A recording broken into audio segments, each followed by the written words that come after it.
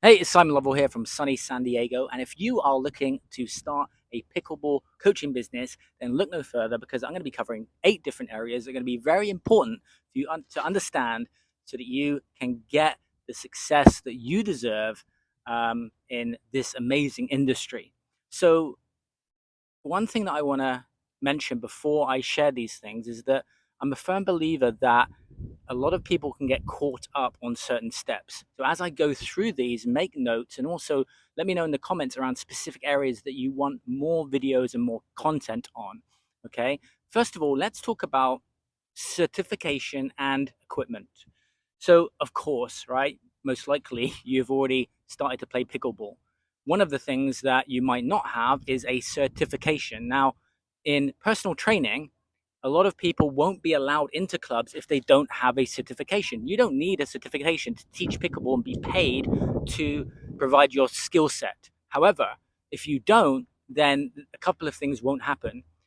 There will be a certain level of confidence that you get through certification and opportunities that you will get through certification that doors may be closed if you don't have something. So, for example, I saw a video today around businesses, cruise ships having pickleball courts, which is awesome.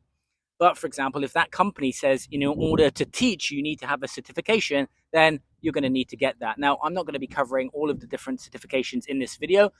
Please do your research on those. And just know, though, that that certification process is going to be important. What I will say is this: as you are getting your certification, you can be doing other steps to get your business moving forward. You can be providing content. You can be doing other things in these steps. Okay. So just to, on that piece.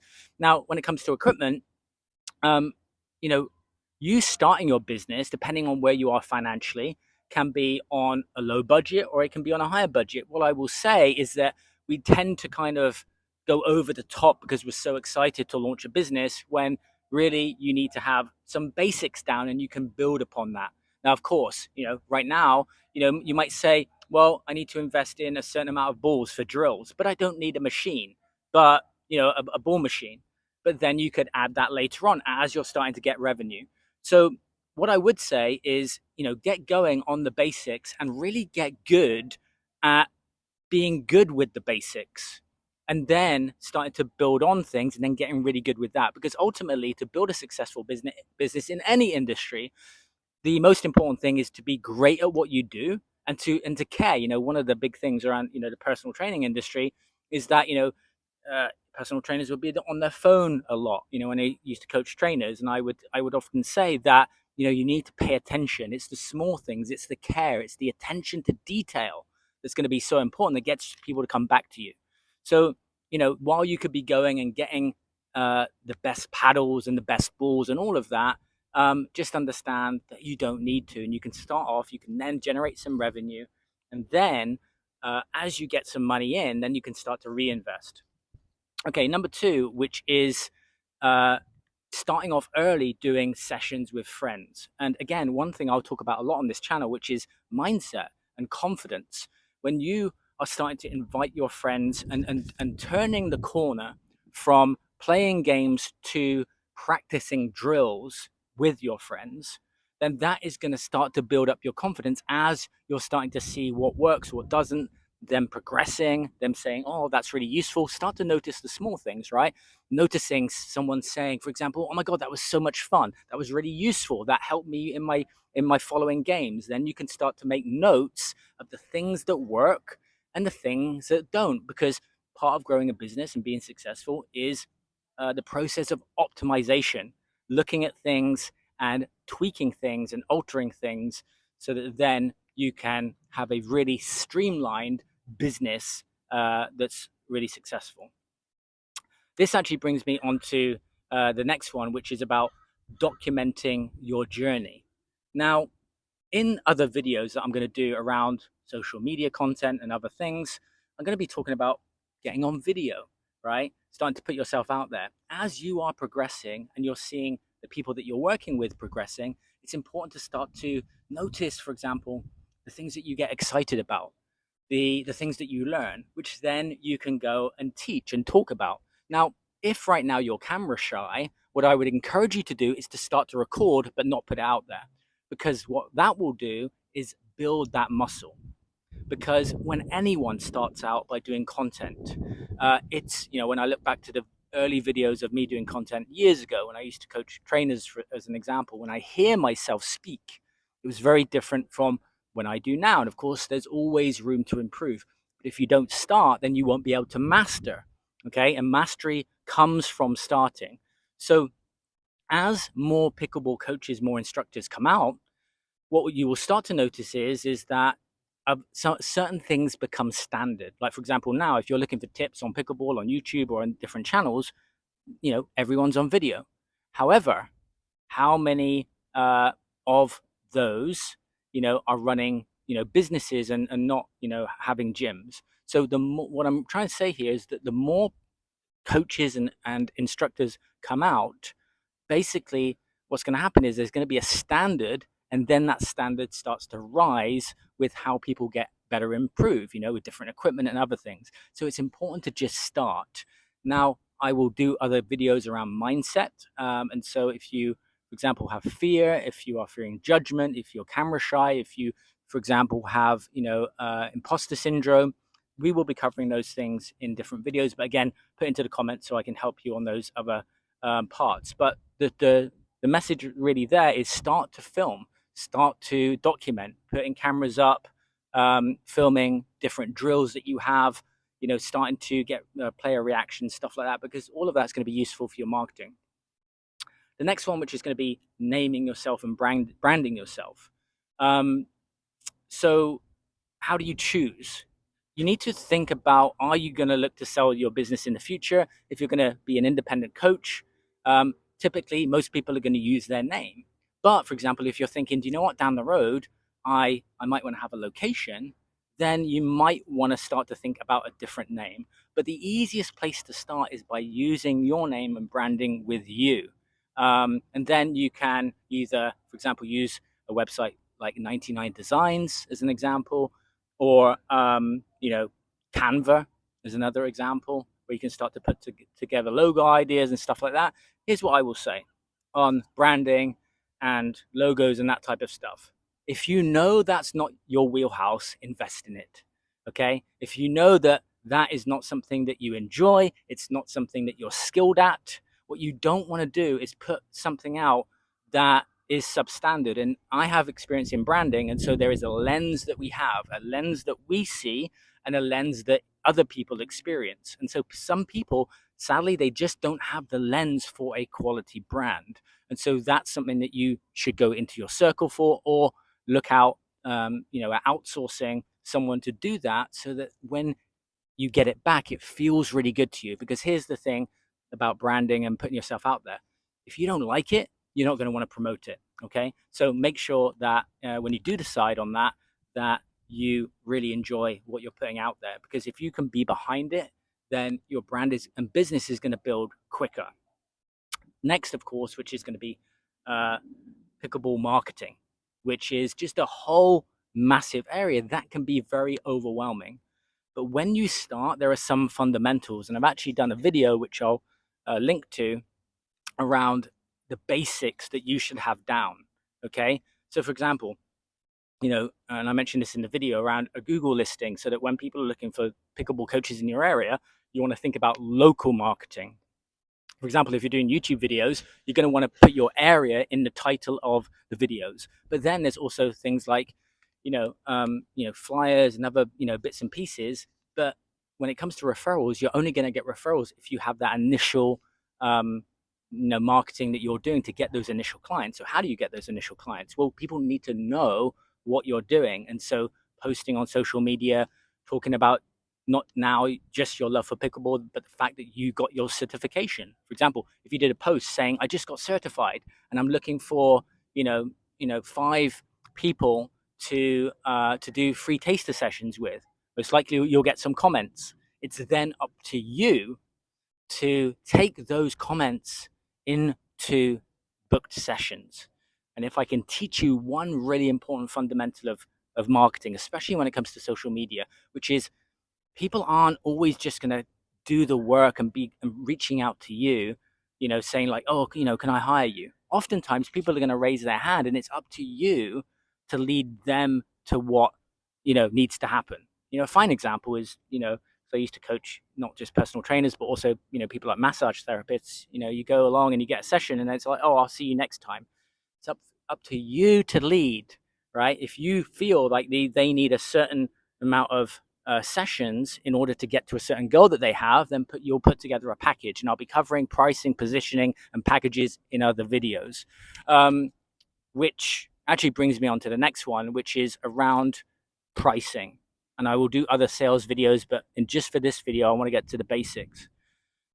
You can look at other people's pricing, but at the end of the day, when I coach people on sales, you need to verbalize something which it feels good to you. And so, um, as you build your business, you will change your pricing structure. Okay, so if someone, right now, and I said to you, how much would you charge, for a session or a package, and I said $5, you might go, oh my god, that's just ridiculous. That's good to know what's ridiculous. And then if I said 5,000, you'd be like, oh my god, that's ridiculous too. So we have to find that point. Yes, based upon market and what the market is doing, but also your individual ability, because there's market standard of what people are offering. But for example, if you are offering pickleball for fitness, you might have another skill set of nutrition, which completely changes the pricing.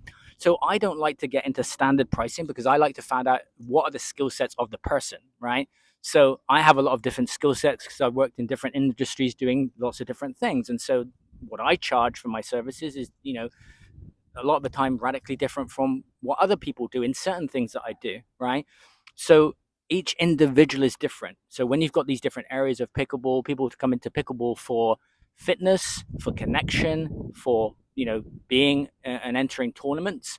You've got these different areas, and then you've got also obviously your skill set and where you are, which then brings me on to this topic around the big question that people are going to ask, which is, who can I coach? Well, you've obviously got to continue to develop your skill set.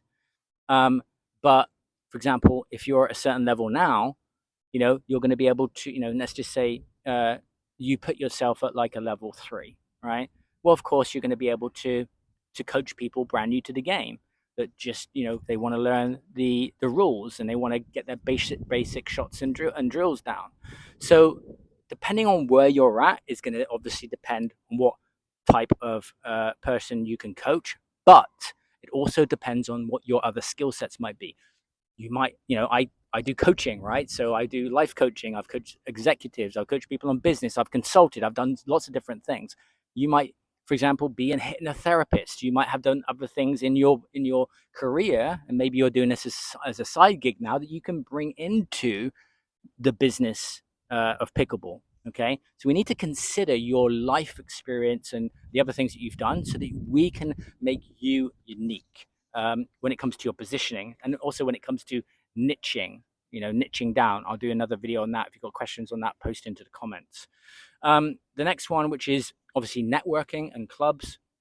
Right now, you may have decided or not decided, where you're going to market yourself, but just know what's available to you. I'll give you an example. In the fitness industry, most personal trainers start off in a gym, in a big box gym, and then they transist out to have their own club.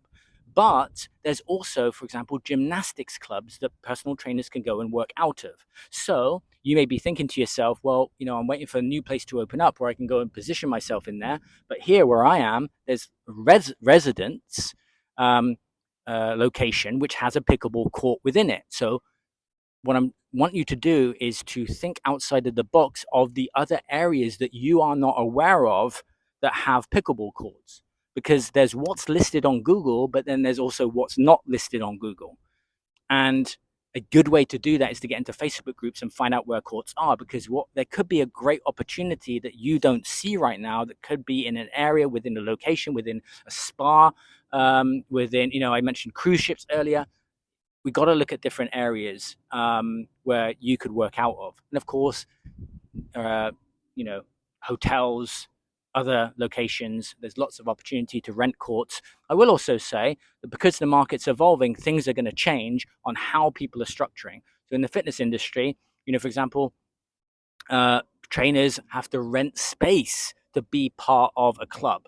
Right now, with how I'm seeing things in the space, you typically rent a court and you can just then do your sessions. Note that may change, so don't presume when you're going into a place. Um, and the next one and final one is company formation. And the reason why I'm putting this last, which is a lot of people, they have to have certain things ready before they start. And, for example, business plan. For a lot of people, who are creative, doing all the analytics and numbers, that you can just get started and start posting on social media and be paid. I really want to drill this home, which is try not to get into that perfectionism where I need to have all these ducks in a row before I start, because that can be a form of self-sabotage, and that is going to stop a lot of people. What I'm excited to do on this channel, is to increase the rates of success, because just like the fitness training industry, a lot of people certify, but they don't go out to grow businesses, and that's a shame. And it's not through a lack of excitement, for example, pickleball or any other industry, but it's because fear comes up. Something didn't work out, and then they, stumble, and then they just don't, go into it. And of course, other, things happen. But I want you to succeed, and it's a number of things are going to be in place. But going back to what I was saying earlier, you don't have to have everything, perfect. You don't need to have a business plan and a website and a logo all done before you start to get business, right?